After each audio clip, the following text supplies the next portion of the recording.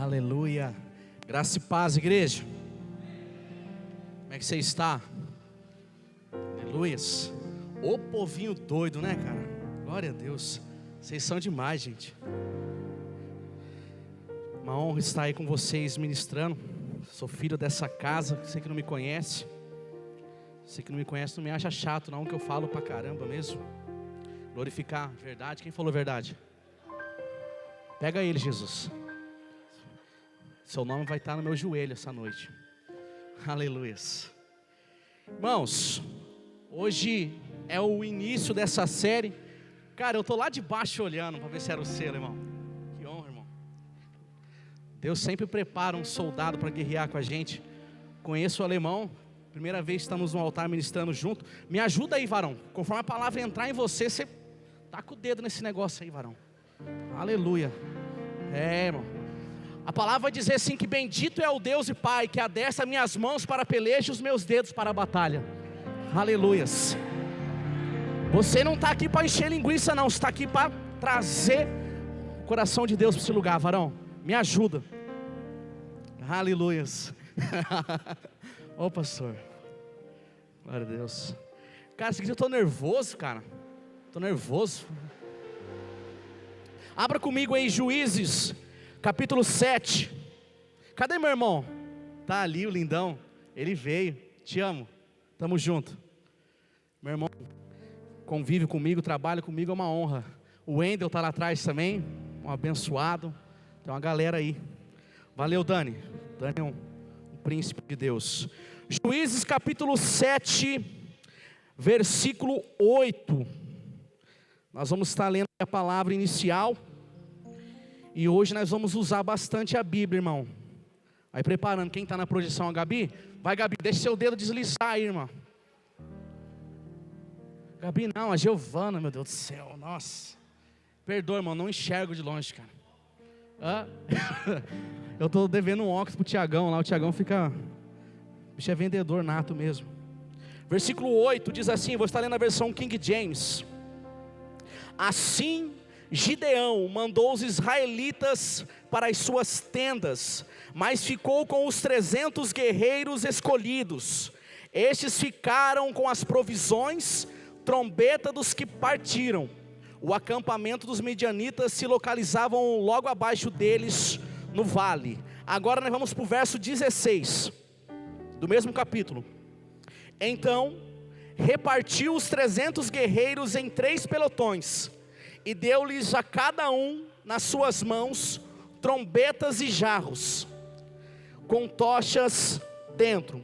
Agora nós vamos para o verso 21 e 22 do mesmo capítulo. E todos se mantiveram imóveis, cada um no seu lugar, ao redor do acampamento. Todo o arraial então se agitou e, gritando, os midianitas se puseram disparadamente em fuga. Aleluias.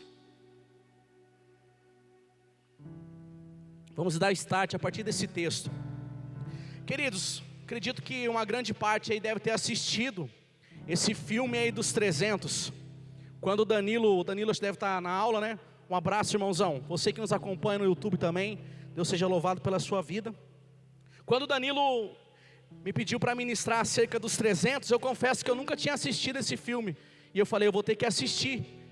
E ainda brinquei com o Danilo. Falei, Danilo, não tem nada de cristão nesse filme aí não, cara. Aí ele falou para mim assim, não, mas a ideia é essa. A ideia é tentar tirar algo daquilo que você, do seu dia a dia, e trazer a luz da palavra. E quando falamos de 300 guerreiros, que era lá os espartas, lá, acho que é isso mesmo que fala. Você vê como é que eu sou tão bom, como assisti bem. Aí ele conta a história de um rei que sai para defender a sua nação. E esse rei, ele leva 300 soldados junto com ele. E esse rei, ele deu a vida, ele serviu a nação. E nós sabemos que o único rei que tem capacidade e poder para entregar a sua vida, ele já fez isso há 2021 anos atrás, que foi o nosso rei Jesus, que veio e entregou a sua vida por uma nação, pelo mundo, por todos nós. E esses caras saem, 300, liderados por um rei. E conforme todos os adversários que eles encontravam, eles derrotavam. Aí eu falei, tá bom, então agora vamos para a palavra. Aí Deus começou a ministrar ao meu coração acerca de Gideão. O nome Gideão significa aquele que destrói, aquele que passa por cima, aquele que vence as dificuldades. A história de Gideão começa no capítulo 6 do livro de Juízes. O livro de Juízes foi escrito no tempo da teocracia, no tempo onde Deus começou a governar uma nação através de um homem. Teocracia, teo significa Deus, cracia governo, o governo de Deus. O governo de Deus foi estabelecido por meio de um homem, e Deus sempre levantou. E a história de Juízes vem depois da liderança de Josué. Josué talvez foi um líder um pouco irresponsável, porque ele não treinou ninguém para ficar no seu lugar, ele não trouxe ninguém para andar perto dele. Assim como Moisés fez com ele, ele deveria ter também escolhido alguém a qual ele andasse do lado, e quando ele estivesse ao final dos seus dias, ele chamasse aquele líder e fizesse igual Moisés fez com ele, em Deuteronômio 34, acho que verso 9. Quando Moisés chama Josué, e Deus fala assim para Moisés: coloca a sua mão sobre ele e libera sobre ele a glória que está na sua vida. E a partir disso, Josué começou a liderar o povo de Israel. Quando entra o livro de Juízes, já não tinha nenhum líder, porque a Bíblia vai dizer no capítulo 2 de Juízes, que Josué morreu. E depois que Josué morreu, e depois que toda a geração que caminhou com Josué morreu, o povo se desviou.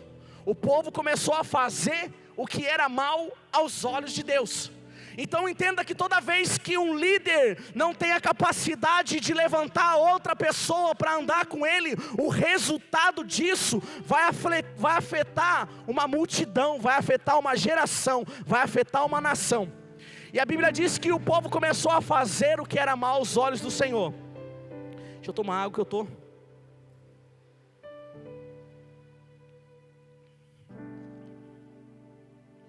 Deixa eu pegar meu esboço para não perder a linha de raciocínio.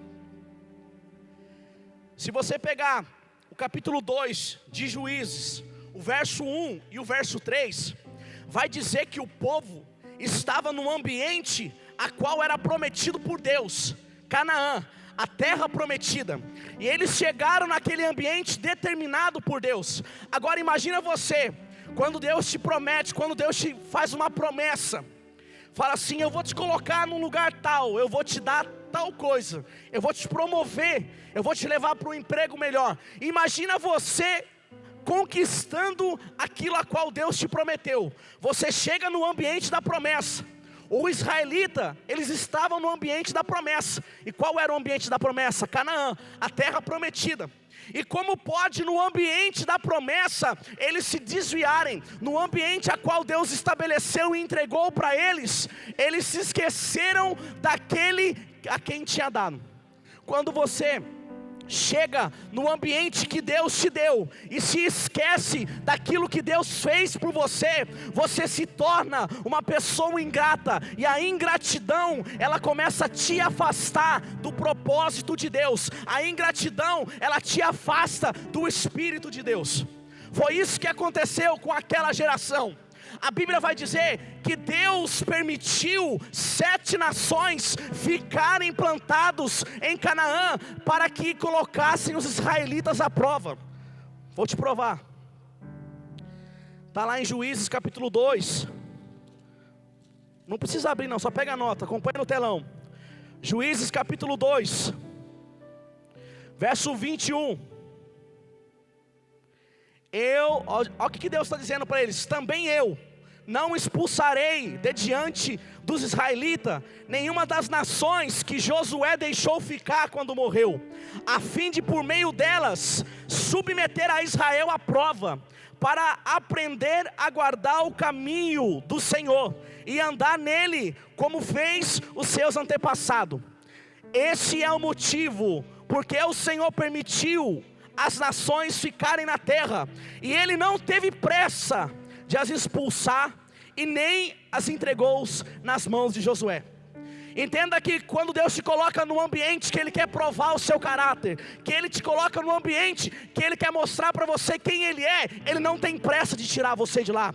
Ele não tem pressa de deixar você passar pelo processo do amadurecimento. Enquanto eu e você não passar pelo processo, o ouro ele é provado pelo fogo, e ele vai sendo purificado pelo fogo. Quanto mais fogo, mais brilho. Quanto mais pressão, mais maturidade. Quanto mais prova, mais experiência com Deus você vai adquirir.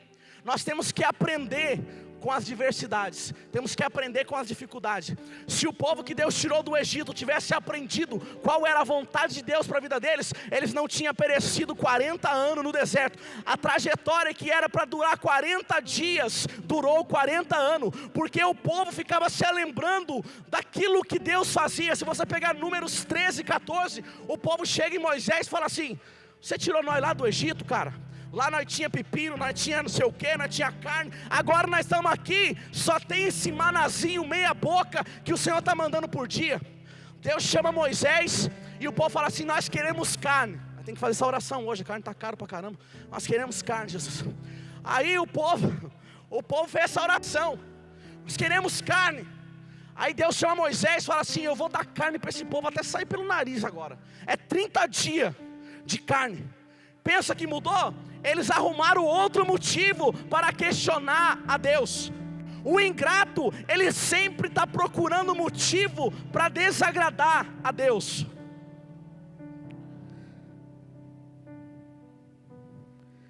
Verso 7 do capítulo 2. O povo de Israel servia a Deus enquanto Josué viveu. Depois que ele faleceu, ainda continuaram servindo ao Senhor durante toda a vida dos anciões. Entenda que o povo sempre precisa de um modelo. Parece que a gente sempre precisa de alguém andando na nossa frente. Parece que a gente necessita de alguém que prepara o caminho, de alguém que nos aponta o caminho. Você está entendendo por que Deus teve que enviar Jesus na terra? Se você pegar o reinado unificado de Israel, que durou 120 anos, com o reinado de Saul, Davi e Salomão, se você pegar aquele reinado, o povo na verdade só queria uma pessoa para eles falar assim: esse é o meu líder, esse é a pessoa. Agora se você pegar Mateus 23, Jesus está debulhando os fariseus e está falando assim: ó, só um é o vosso pai, só um é o vosso líder. Eu, o Cristo que desci, morri na terra, preparei um caminho e escrevi uma nova história para você. Porque o povo sempre precisava de um modelo. Por isso que Paulo fala em 1 Coríntios 11, no versículo 1: sede meus imitadores, assim como eu sou imitador de Cristo Jesus. O nosso modelo é Jesus Cristo. Olha eu para a água de novo. Verso 16 do capítulo 2. Deus tem que levantar um juiz. O juiz é aquele que diz a justiça, aquele que diz o direito. Nós vivemos o tempo da teocracia hoje. Eu te provo. Porque o tempo da teocracia era uma pessoa que representava uma divindade na terra.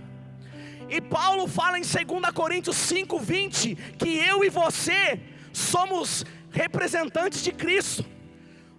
Nós somos embaixadores de Cristo.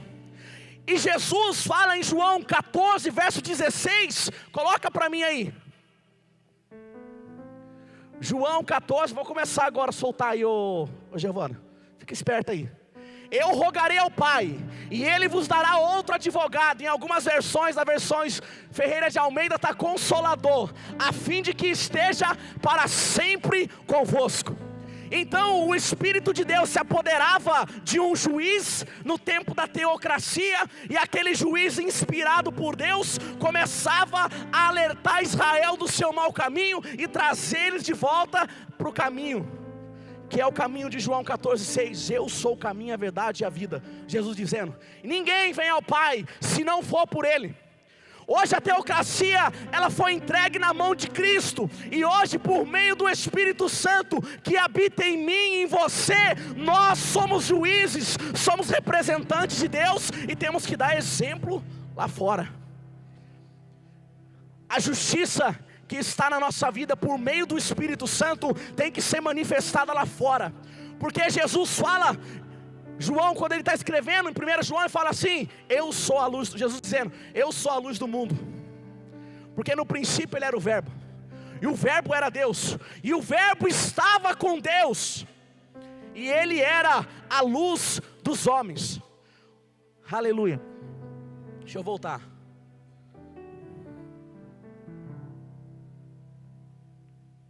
O verso 18 do capítulo 2. Irmão, eu estou só introduzindo para nós chegar lá no 300, tá? O 300 é a conclusão. Os 300 homens. Eu vou fechar um parênteses aqui do capítulo 18 e eu vou te contar o porquê que Deus deu 300 homens para Gideão. Na verdade, era 22 mil homens que Deus manda Gideão separar. Só que Deus olhou e falou assim: tem muita gente, vou escolher. Sabe quando Deus começa a separar o joio do trigo? Irmão, Deus não está preocupado com inchaço, com quantidade. Deus quer qualidade. Deus quer separar a ovelha do meio do lobo. Deus não precisa de muita gente não. Deus precisa de um coração disponível, de uma vida acessível, para Ele entrar na sua vida e mudar toda uma nação. Deus falou para Gideão: faz um negócio aí, leva os caras lá para... Deus tem uns mistérios doidos, né? Falou assim: leva esses caras para a beira do riacho, manda eles beber água. Aqueles que ajoelhar e beber água assim, você separa para um lado. E aqueles que lamber igual cachorrinho, você separa para o outro. Esse Deus é doido, né, cara? Esse nosso Deus, Ele é tremendo. Aí Deus escolheu quem que você acha? Que bebeu assim ou igual cachorrinho? Deus escolheu aquele que bebeu água igual cachorrinho. Falou assim: deu 300? É esse que eu vou usar. Sabe quando alguém olha para você e fala assim: você bebia água lambendo, rapaz, você cheirava podre, mas Deus te escolheu e te trouxe aqui essa noite para dizer: eu estou com você, você é o meu juiz. E o nosso rei, que representa aquele rei lá dos 300, lá, como é que é o nome dele? Lardon, como é que é? Leone. O Mateus estava dando até o grito de guerra no Instagram lá hoje que eu vi. Esse Leone, hoje, ele pode ser representado por uma pessoa. Assim como o Gideão. Deus escolheu Gideão e através de Gideão mais 300. Mas aqueles 300 só obtiveram vitória pela vida de Gideão. Hoje nós temos o Gideão aqui dentro, que é o pastor Diogo, e ele está nos liderando, e através da vida dele nós vamos vencer lá para fora, porque o Salmo 133 vai dizer que o azeite primeiro ele desce escorrendo a barba de Arão, a unção desce de cima para baixo. Quando você honra o seu pastor, quando você respeita o seu pastor, a unção que está sobre a vida dele escorre pela barba dele e chega em você. Agora, se não honrar a liderança, se não honrar aquele que Deus constituiu sobre a sua vida como juiz, há nada. O que vai atingir a sua vida, meu irmão, é só espírito de Jezabel, só loucura. O verso 18 aqui, vou voltar, fechei o parente, do capítulo 2. Quando Yahvé, às vezes vocês ficam lendo lá Yahvé, vocês não entendem, mas eu vou falar.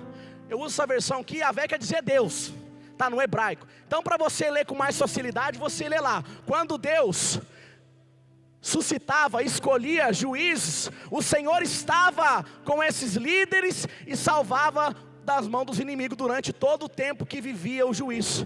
Só que quando Deus escolhe, irmão, Deus está com você. Está entendendo a diferença? Tem pessoa que ela não é escolhida por Deus e ela quer fazer aquilo que ela quer. Tem a necessidade de você primeiro ser escolhido, de você primeiro ser habilitado, de você primeiro ser chamado por Deus, para depois você querer fazer alguma coisa. Não adianta a gente querer colocar, como é que diz, a carroça na frente do boi. Aí a pastora nordestina, ela sabe. Não adianta, irmão. Se você querer pôr de novo a carroça na frente do boi, cara, vai nessa tua força, vai no seu equilíbrio, vai no tempo, vai no kairos de Deus. Deus está no controle de tudo, irmãos. Verso 21 e 22 do capítulo 2. Algumas coisas ficam na nossa vida para revelar que temos que andar com Ele. Se você ler esse verso 21 e 22, Deus está dizendo que foi Ele que deixou aquela nação, foi Ele que colocou aquela dificuldade na vida do povo Israel, para que eles nunca viessem se esquecer daquilo que Deus prometeu para eles lá atrás. Porque Deus falou para eles assim: fui eu que libertei vocês com mão forte do Egito, fui eu que tirei vocês de lá. Aí Deus permite essas nações começar a confrontar. Sabe algumas coisas que não saem da sua vida? Sabe igual o apóstolo Paulo em 2 Coríntios capítulo 12 versículo 7, que ele fala assim: por 3 vezes eu roguei ao Senhor para que me tirasse o espinho na carne. Mas no verso 8 ele fala assim: Paulo, a minha graça te basta, porque o meu poder ele se aperfeiçoa no meio da tua fraqueza. Quando você mostra a tua fraqueza para Deus, Deus entra com poder por meio do Espírito Santo e habilita você a vencer.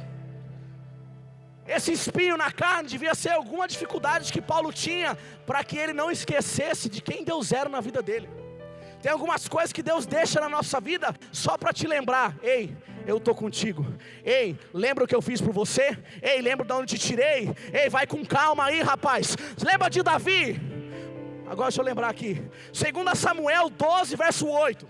Quando Natã vai na casa de Davi revelar para ele o pecado dele, Deus fala para Davi o seguinte: rapaz, fui eu que te tirei lá do pasto, fui eu que te escolhi, eu te dei mansão, eu te dei riqueza, eu te dei palácio, e se isso não fosse suficiente, era só pedir para mim, que eu te dava mais. Mas você preferiu me trair, você preferiu pecar, você preferiu fazer a sua vontade. Deus não tem problema em dar nada para você. Deus, o nosso Deus é um Deus abundante, irmão. Se você precisa de porta aberta, Ele é a sua porta aberta. Se você precisa de saúde, Ele é a tua saúde. Se você precisa de um relacionamento, Ele é o seu relacionamento. O que você precisa hoje, Ele está aqui para suprir todas as vossas necessidades.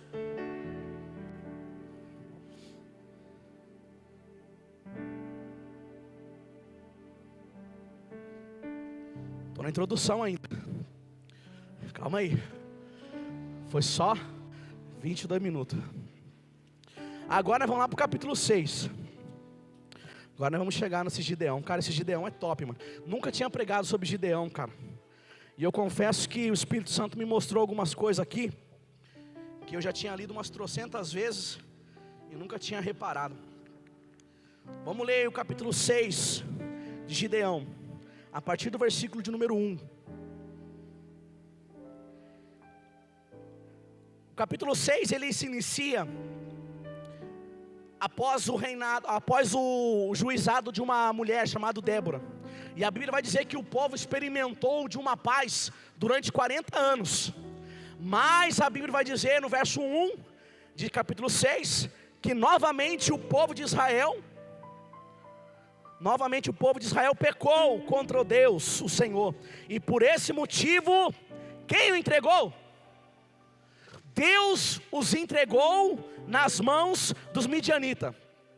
Ei, eu não sei para quem Deus te entregou, eu não sei para que dificuldade Deus te entregou, mas eu estou aqui dizer para você que Ele não é um pai maldoso não. Ele é um pai que ama, Ele é um pai que disciplina. Se Ele te colocou com essa dificuldade que você está enfrentando, eu vim aqui como uma voz profética para dizer: foi Ele que te colocou aí, Ele está com você aí, Ele também vai te tirar daí. Você só precisa entender o que Ele quer com você, no ambiente que você está inserido. Sabe quando você passa uns problemas? Meu irmão anda comigo, minha esposa anda comigo, ele sabe, eu estou até a tampa de problema. Mas irmão, eu lendo essa palavra, eu tive a convicção que eu estou no centro da vontade de Deus. Eu estou no lugar que Deus determinou. Porque às vezes a gente só acha que a gente só está com Deus quando a gente está com dinheiro no bolso, quando a gente come nos melhores lugares, quando a gente veste a melhor roupa, quando a gente anda no melhor carro. Você fala assim: Deus é na minha vida, irmão. Engano seu. Porque quando Deus chama Gideão, Ele fala assim: quem sou eu, Senhor? Eu sou o de menor clã da minha família, eu sou o mais rejeitado da minha casa. Ele era igual Davi. E Deus não está preocupado com quem você é exteriormente, ele está preocupado da sua disponibilidade de abrir o coração para ele e falar assim: Pai, eis-me aqui, envia-me a mim. Lembra de Isaías capítulo 6? Enquanto ele estava lá diante de Deus e falando assim: ai de mim, que vi a glória do Senhor, e agora eu vou morrer, porque eu sou um homem de lábios impuros, e habito no meio de um povo de impuros lábios, e eu vou morrer porque eu vi a glória de Deus. E a Bíblia diz que o anjo do Senhor tirou com uma tenaz uma brasa viva do altar, e tocou nos lábios de Isaías, e tocou na necessidade de Isaías, falou assim: agora você é meu. Mostra hoje aí para Deus, o que você precisa que Ele toca na sua vida, o que você precisa que Ele muda na sua vida, que hoje tem um anjo com uma tenaz, tirando brasa viva do altar, e tocando na sua necessidade. Filipenses 4,19 vai dizer que o meu Deus suprirá todas as vossas necessidades por meio de Cristo. É todas, irmãos. Não é meia boca não. Não é ser a porta de emprego não. Se você estiver precisando de uma roupa nova, Ele vai prover para você. Se você estiver precisando de um remédio para uma enfermidade, Ele vai prover para você, porque Ele é o Pai que te ama. Jesus fala em Mateus 7, vocês são maus e aprenderam a dar coisa boa aos vossos filhos, quanto mais o vosso Pai que estás no céu vos dará o Espírito Santo a todo aquele que o pedir. Ele é um Pai bondoso, o prazer dele é te dar, é te abençoar. Eu sou um pai terreno, falho e cheio de defeito, e o meu maior prazer, todos que é pai aqui, minha maior alegria é poder dar algo para os meus filhos, é poder abençoar eles, é ver o sorriso deles, é ver eles sair pulando de alegria. Você acha que o nosso pai não é assim, irmão? Só que você vai dar algo para o seu filho que ele ainda não tem maturidade para cuidar.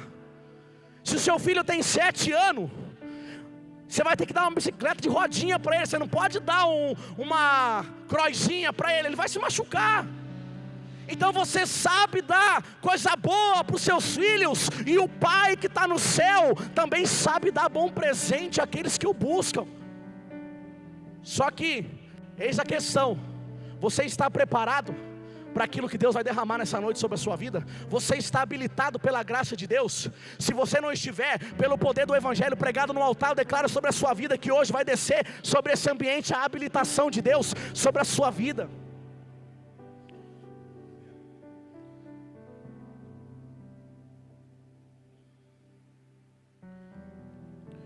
Verso 2, estamos ainda no verso 2, aí tem um capítulo 6 inteiro, fica tranquilo, até meia-noite nós estamos aqui.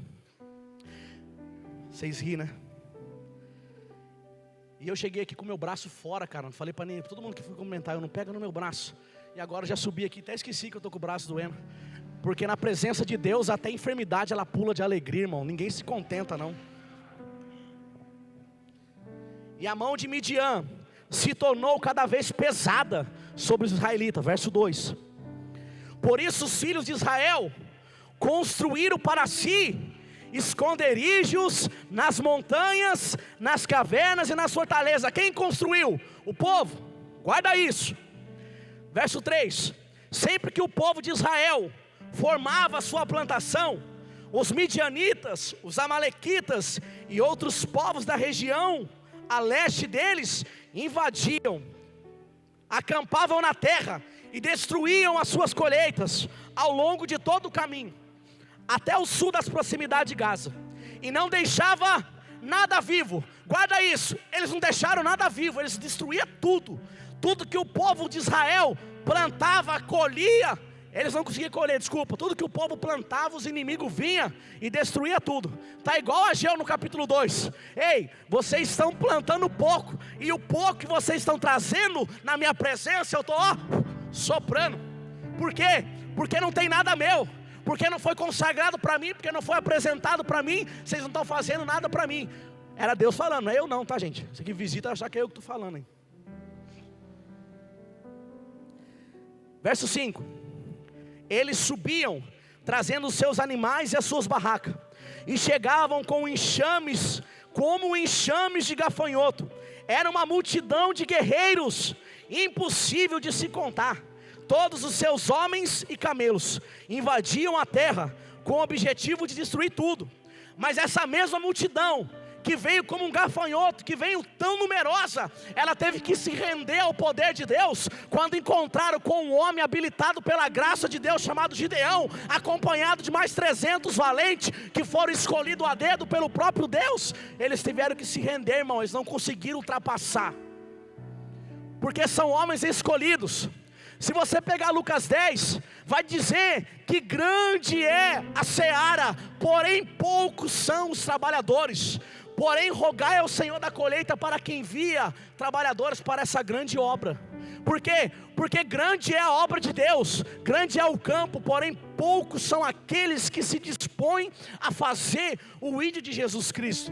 E a palavra enviar, ela vem do grego, que significa equibalo. Equibalo significa enviado, lançado e sem direito de volta. Quando você chega na presença de Deus e aceita Jesus, não é mais você que governa, é Ele.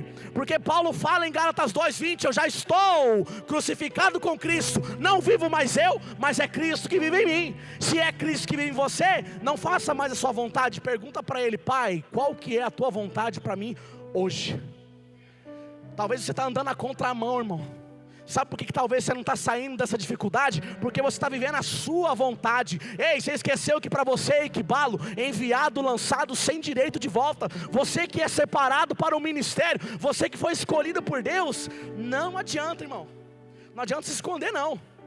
Porque Davi no Salmo 139 fala assim: como poderei eu me esconder do Senhor? Se eu subir ao céu, eu sei que lá Ele está. Se eu mergulhar no mais profundo mar, lá Ele também está.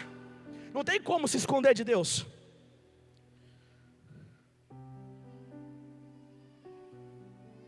Verso 6. Por causa de Midian, Israel foi reduzido a tamanha miséria, que os israelitas passaram a clamar por socorro a Deus. Agora chega a parte que eu mais gosto. Pensa num povo que ora, é quando Deus aperta o calo. Ou povo que é oração da madrugada, é devocional, é jejum, é oração, é campanha do abre porta, fecha porta, vai para lá, vem para cá. Só porque Deus está tentando te levar para o centro da vontade dEle, você não está entendendo. Às vezes eu também já não entendia, mas tem um segredo, irmãos.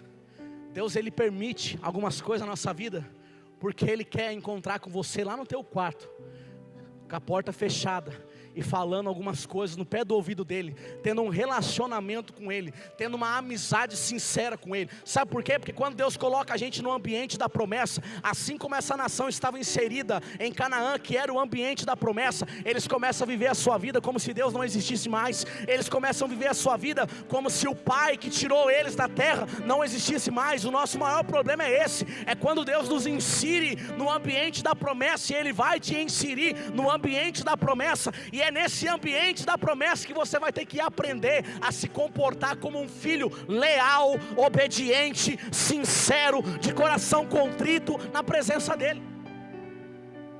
É isso que Jesus veio nos mostrar. Jesus estava no ambiente da promessa, Ele foi inserido no lugar determinado por Deus, e Ele foi leal, Ele foi obediente, Ele não recuou.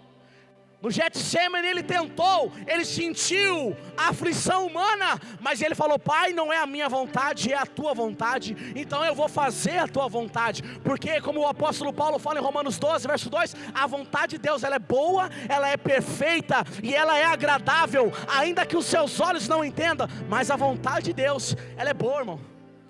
No ambiente da aprovação você não entende, mas Tiago ele fala que nós temos que se alegrar por passar por diversas provações. O capítulo 1 de Tiago fala: alegrai-vos por passar diversas provações, porque aquele que é provado, no final ele será aprovado por Deus. Verso 6,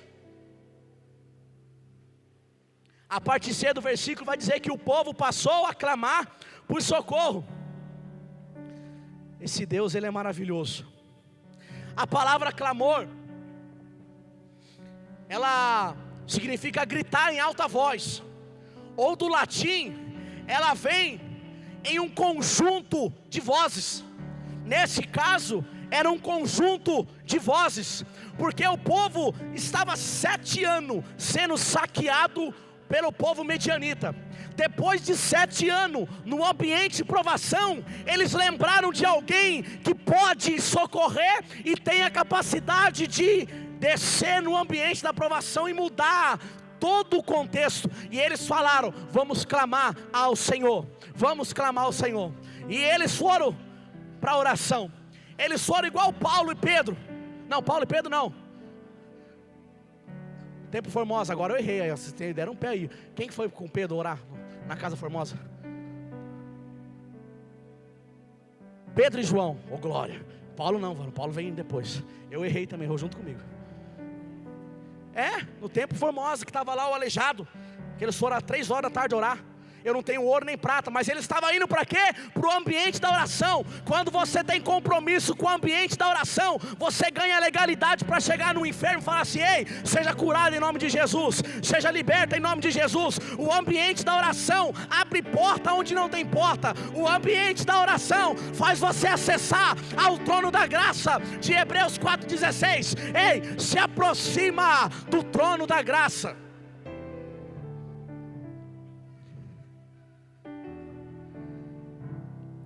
Aí, eles começaram a orar em conjunto. Tem um versículo que eu sou apaixonado, Mateus 18:19, coloca aí para mim. Meu Deus, tem...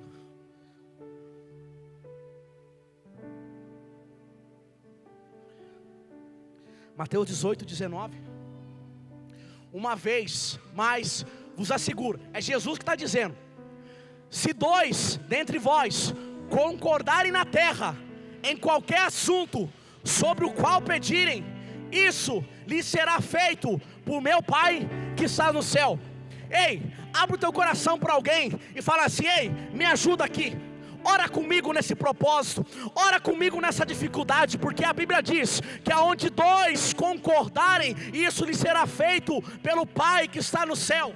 Às vezes nós estamos querendo vencer a nossa luta sozinho, e sozinho você não vai a lugar nenhum, irmão. Tem marido e mulher que está um puxando para um lado e o outro puxando para o outro, um orando para Deus abrir a porta e o outro orando para Deus fechar a porta. Ei, entra em juízo com Deus essa noite, e entra em propósito com Deus, em um só propósito, e você vai ver se o grandão da Galileia não vai abrir as comportas do céu sobre a sua vida. Entra em juízo com Deus. Para, reflita. Cara, a gente quando é casado é só treta, né, irmão? Se você não entrar em juízo com sua esposa, irmão, já era. Às vezes ela está orando contra você. Mulher, terrível, entendeu? Mulher é fogo. O apóstolo Luiz Hermínio fala um negócio que é interessante. Ele falou: se você não quer ouvir o Espírito Santo, escuta sua mulher, que as bichas é terrível, irmão. É complicado. A minha lá, eu não sei se ela me abençoa ou se ela me apragueja, mas quando ela fala, irmão, ela falou na terra e o grandão assinando no céu. Deixa ele, quando eu encontrar com ele, vai ver só. É porque a mulher é mais frágil. Brincadeira, irmão, vocês são uma benção. Depois vão falar que eu sou machista, que eu não sei o quê. Irmão, terrível, internet é fogo. Depois os caras me arrebentam aí. Jeremias 33, verso 3. Deus fala para Jeremias: avisa o povo, clame a mim, e eu responder-te-ei, e anunciarei coisas grandes, coisas grandes e insondáveis ao seu respeito. Ei, quando você abrir a sua boca para clamar a Deus, Ele vai abrir o céu e vai derramar coisas grandes sobre a vossa vida. Eu estou declarando em nome de Jesus, coisas grandes. Glória. Jeremias 29, verso 11. Eu amo esse texto. Deus fala assim para o povo de Israel: porque sou eu que sei os pensamentos que tenho sobre vós, diz o Senhor, pensamentos de paz, para vos dar o fim que desejais. Qual é o fim que você deseja? Qual que é a vida que você deseja? Deus está aqui dizendo para você: eu sei o que é melhor para você. Isaías 55, verso 8 e 9. Assim como a terra, assim como o céu é mais alto do que a terra, assim são os meus sonhos e os meus pensamentos sobre cada um de você que está aqui nessa noite. Jeremias 29, 13. Então, errou. Olha lá, vós me buscareis. Tô em pecado não, hein, meu, vigia. Tô cansado. Vós me buscareis e me encontrareis, quando me buscardes de todo o vosso coração. É coração na oração. Não é desejo não, irmão, é coração. Coloca o teu coração na sua oração. Seja igual Ana, que quando ela chega lá no templo, 10 anos que ela estava buscando a sua bênção, no dia que ela decide colocar o coração dela na oração, ei, Deus ouviu ela do céu e falou assim: ei, não vou te dar só um filho não, vou te dar um profeta, vou te dar um homem que vai servir uma nação. Ei, você está pedindo algo pequeno para Deus. Deus me trouxe aqui para dizer para você: eu vou te dar algo maior e melhor em nome de Jesus. Bebendo água, umas 10 vezes que está sem água aqui. Stand-up gospel hoje. Me ajuda aqui, Davizão, estou com o braço suado, mano. Amém, irmão. Você é evangélico? O pastor vai me pegar depois. Eu sou. Qual a igreja? Filhos do Rei. Ai, perdi a meada aqui. Luz, Espírito Santo. Verso 7 do capítulo 6. Então, quando o povo de Israel rogou a Deus por causa dos midianitas, olha o que o verso 8 diz: o Senhor enviou um profeta que os exortou. Às vezes nós pedimos para Deus: Deus, levanta um profeta e fala para mim que eu vou casar, que eu vou ser rico, que eu vou me dar bem. Ei, Deus está te levantando, está levantando um profeta na terra para exortar você, para dizer para você: o caminho que você está indo está errado, volta e vai por esse aqui que vai dar certo. Nem sempre Deus me traz aqui ou levanta alguém aqui para dar tapinha nas suas costas. Ele traz a gente aqui para confrontar você mesmo, porque Hebreus 12 vai dizer que o pai que ama é aquele que exorta o filho. Mas ele fala em Hebreus 12: ei, tem os seus olhos fitados em Jesus, autor e consumador da fé, deixando para trás todo o embaraço do pecado que tão de perto os rodeia. Larga para trás esse embaraço que está te segurando. Solta.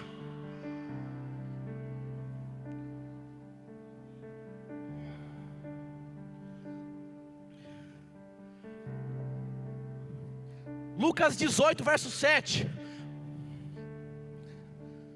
Lucas 18, verso 7. Porventura Deus não fará plena justiça aos seus escolhidos. Tem algum escolhido de Deus essa noite aqui? Aos seus escolhidos, que a Ele clama de dia e de noite, ainda que lhe pareça demorado em atendê-lo, mas Ele está com você. Parece estar demorado, mas coloca-me em Daniel capítulo 10, versículo 12, para você ver o que Deus fala para Daniel, que já estava 21 dias buscando a Deus em oração. E o anjo prosseguiu e me exortando: não temas, Daniel, porque as tuas palavras foram ouvidas sim, desde o primeiro dia em que aplicaste humildemente o teu coração, a fim de buscar entendimento diante de Deus. As suas orações foram ouvidas, e eu vim em resposta do seu clamor. A sua oração foi ouvida nessa noite, e Deus está enviando um anjo. Ele está dando ordem aos seus anjos ao vosso respeito, para abrir algumas coisas na sua vida, em nome de Jesus. 2 Crônicas, capítulo 7, verso 14, vai dizer que se o povo que chama a Ele pelo seu nome se humilhar, orar, buscar a sua face e se converter dos seus maus caminhos, criar vergonha na cara e se converter dos seus maus caminhos, então eu os ouvirei do céu, perdoarei os vossos pecados e sararei a vossa terra e te darei um novo destino. O novo destino eu acrescentei, não está no verso não.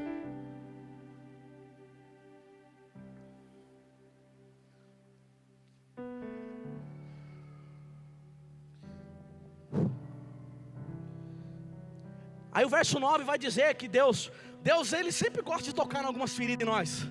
Deus falando para ele de novo: ei, fui eu que tirei vocês de lá, fui eu que libertei vocês do Egito. Sabe o que me traz esse texto?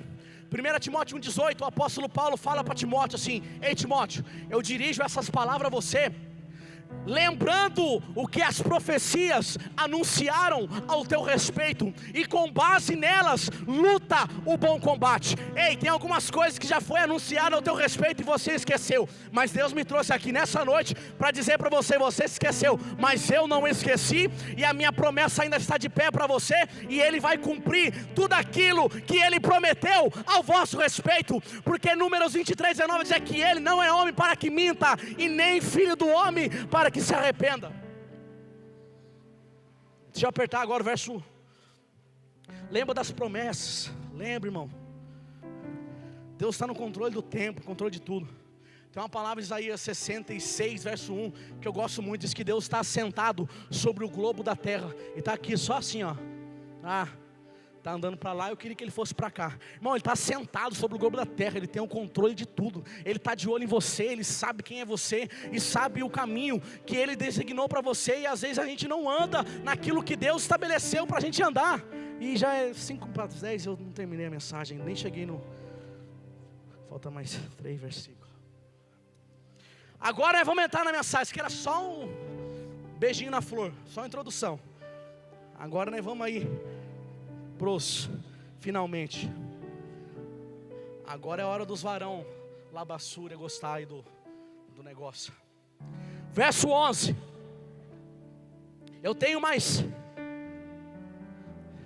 3 versos, 2 versos. Eu quero. Você entendeu o verso 11 e o 12? Show, entendeu a mensagem inteira. Verso 11.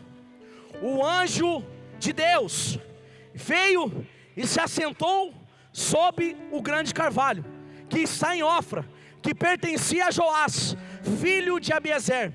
E aconteceu que Gideão, filho de Joás, estava malhando trigo num tanque de prensar uva, a fim de se esconder dos medianitas. Enquanto Gideão estava, deixa o verso 11 aí tem uns mantos aí. O anjo veio e se assentou, beleza, o anjo veio e se assentou, mas Gideão não viu o anjo. O lagar, ele tem 2 por 2 metros, e ele é fundo, e amarrava uma madeira onde os caras entravam lá dentro. E como era lugar de prensar uva, a uva era escorregadia, então eles seguravam a corda. Era um lugar dentro da rocha, E quem que é a rocha? Quem que é a pedra angular? Gideão, ele escolheu. Fazia 7 anos que o povo vinha e tomava tudo que os israelitas plantavam, mas era tempo de trigo. Gideão pensou: é tempo de trigo, não é tempo de uva, então eu vou lá malhar o trigo dentro do lagar. Por quê? Porque os caras estavam procurando quem estava no campo. Deus vai te dar estratégia para você se esconder. E porque o Salmo 91 diz que aquele que habita no esconderijo do Altíssimo, a sombra do Onipotente descansará. Você vai correr e não vai se cansar, você vai caminhar e não vai se fadigar. Isaías 40:31, os que esperam no Senhor renovarão as suas forças, subirão alto como águia, correrão e não se cansarão, caminharão e não se fadigarão.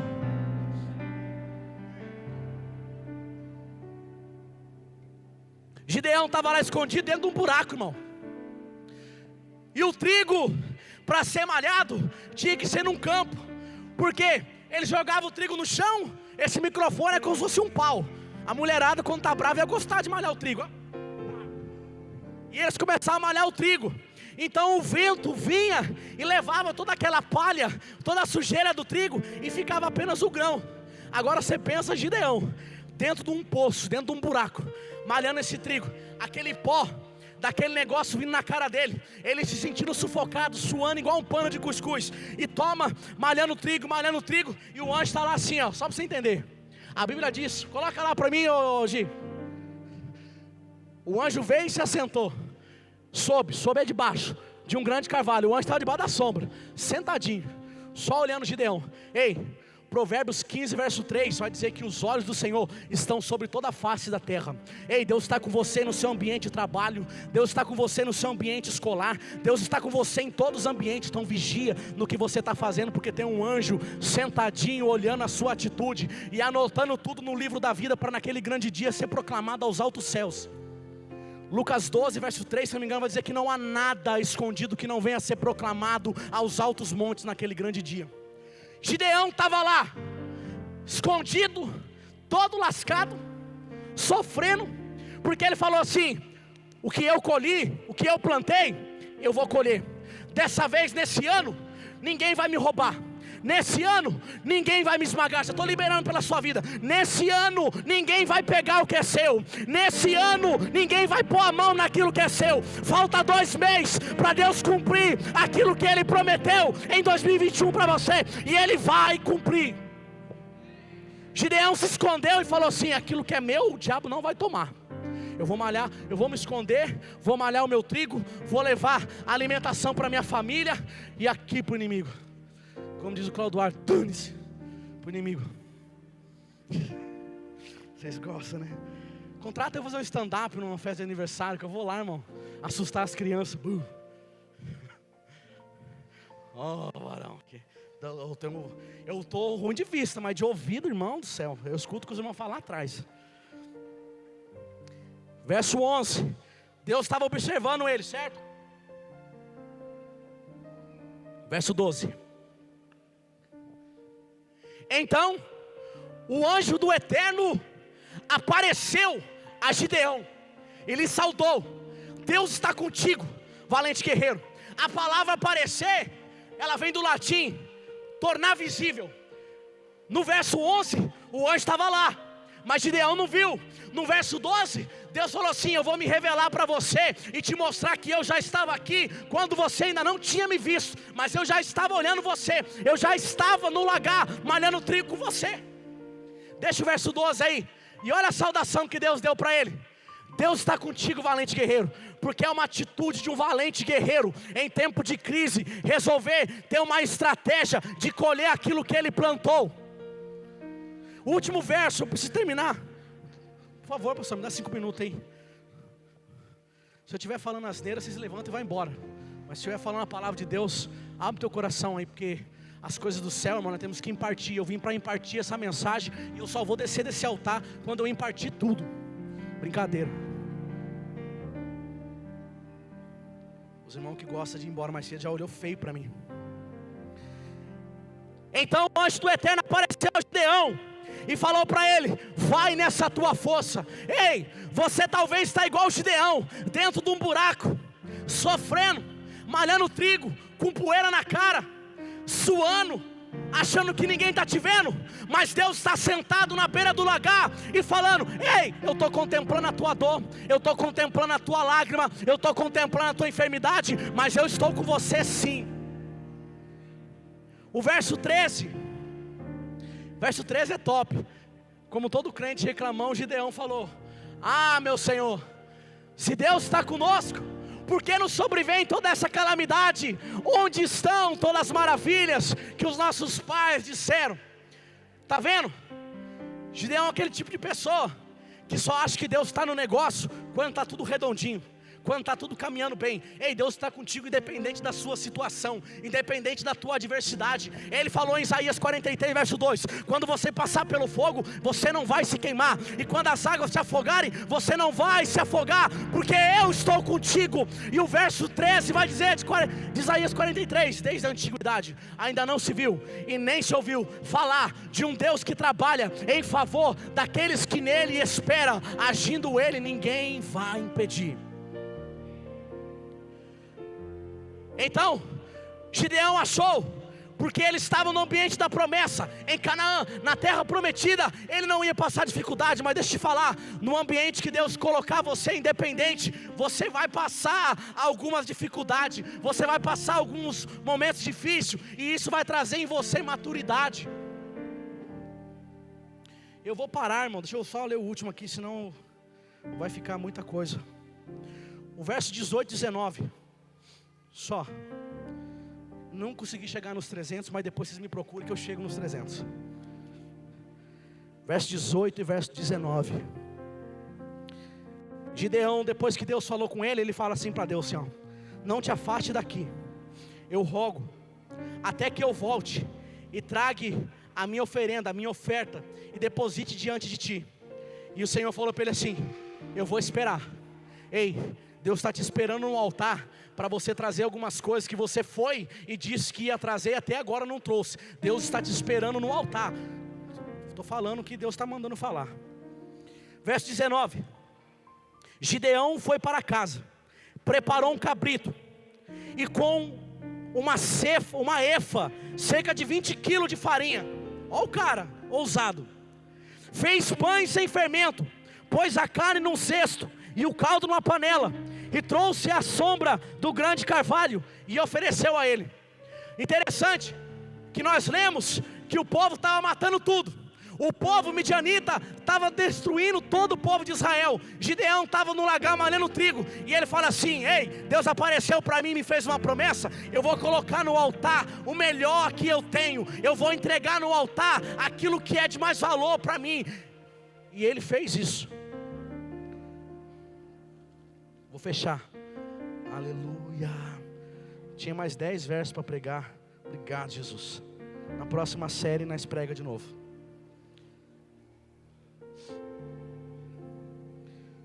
Quando você traz, Deus falou muito forte isso comigo, eu quero impartir sobre vocês. Se fizer sentido para você, faça. Se não fizer, não faça porque eu estou falando, não. Mas irmãos, quem não gosta de ganhar presente, cara? Quem não gosta de ser agradado com alguma coisa? Gideão resolveu presentear o Deus que contemplou a sua dificuldade, e foi lá e pegou o melhor que ele tinha. Se você pegar 2 Crônicas, capítulo 1, vai dizer que Salomão, ele pegou 1000 animais, 1000 holocaustos, e sacrificou no altar. E a Bíblia vai dizer que naquela mesma noite, Deus apareceu a Salomão, e falou para Salomão: me pede o que você quer, e eu vou te dar. Ei querido, algumas coisas na nossa vida, a gente só vai quebrar na adoração. Algumas coisas na nossa vida, as portas só vai se abrir quando você colocar no altar algumas coisas que Deus já tem falado com você faz alguns dias, e você vem relutando. Entrega no altar, irmão. Altar no hebraico é abate, é lugar de abate, é lugar de entrega. Eu queria chamar a banda para subir aqui, cantar alguma coisa de Deus aí, irmão. O pregador não foi muito bom, mas quem sabe o louvor agora completa. Nosso compositor Thomas, a lenda do gospel.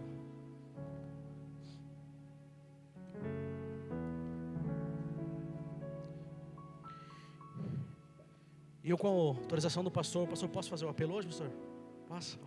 Que tal? Ele não ia falar que não, lógico que não. Eu pedi, ele vai falar assim, não ia. Se coloca de pé aí. Passei 7 minutos. 7 não, acho que uns 17 eu passei. Que é 10 e 7. Me perdoa, mas eu precisava dizer para você que Deus está contemplando você no seu lagar, no seu ambiente. Ei, a vitória com os 300 é só uma reflexão daquilo que você viveu no passado.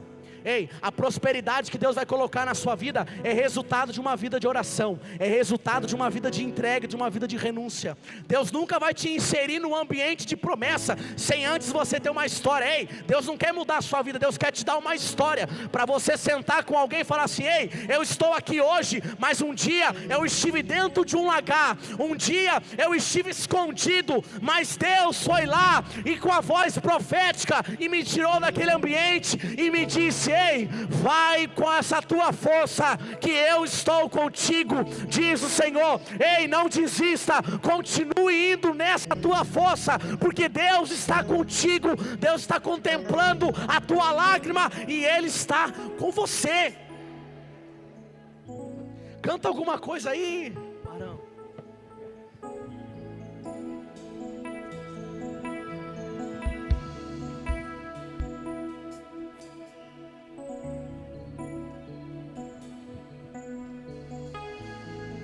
Tudo está preparado aqui, a casa e o meu coração também.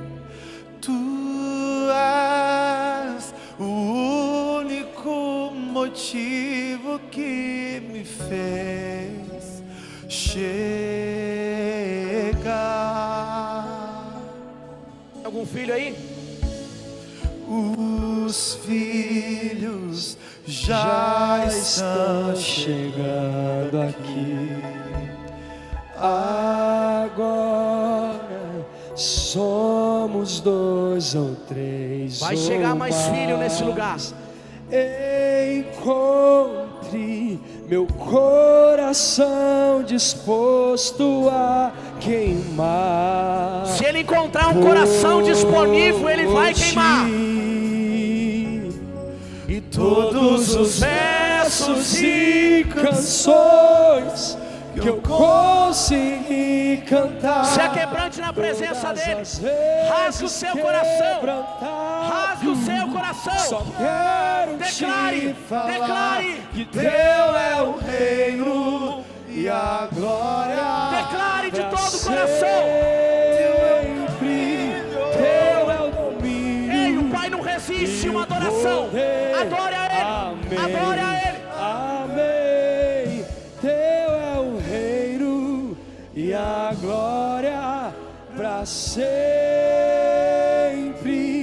Teu é o domínio e o poder. Amém. Amém.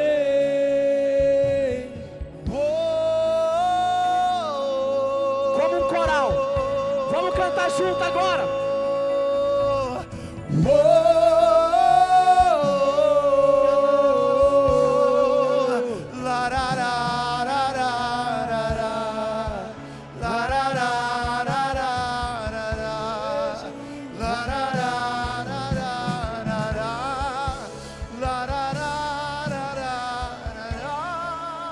Diga que Ele é. Só tu és santo. Só Ele é. Só tu és santo. Calabaçuri aramanagarabashe. Yamanchu yabacantarabashe canerebadagai. Vem Espírito Santo sobre nós. Calamandou que adarabassu imanagarabashe. Não há outro como Jesus. Só tu és santo. Só tu és santo. Só tu és santo. Só tu és santo. E não há outro como tu. E não há outro como tu. E não há outro como tu. E não há outro como Jesus. Ei, eu quero te fazer um convite nessa noite. Eu quero convidar você, gideonita, que se sentiu atraído pelo poder do Evangelho. Você que chegou aqui e nunca sentiu essa sensação, essa vibe, que é estar na presença de Deus. Ou talvez você até já sentiu, mas um dia desistiu de andar com Jesus e voltou a viver a sua vida. Ei, mas o Pai me trouxe aqui para dizer para você: eu estou nesse lagar com você. Se você quiser andar comigo, eu pego na tua mão. Eu quero voltar a andar junto com você. Ei, se você deixar Jesus entrar na sua vida hoje, Ele vai mudar a tua história e isso vai refletir nas nações por toda uma geração. Se tem alguém aqui nessa noite que deseja aceitar Jesus como o único e suficiente Salvador, levanta a sua mão, eu quero orar por você. Aleluias, glórias. Não se sinta constrangido, ninguém está te vendo, mas o Pai, o anjo do Senhor está nesse lagar, vendo você agora. Tem alguém que deseja voltar para Jesus nessa noite? Tem alguém que deseja caminhar com Jesus nessa noite? Aleluias. Quero chamar o pastor aqui para estar orando por essas vidas, orando por nós, nos abençoando em nome de Jesus. Aplauda ao Senhor aí.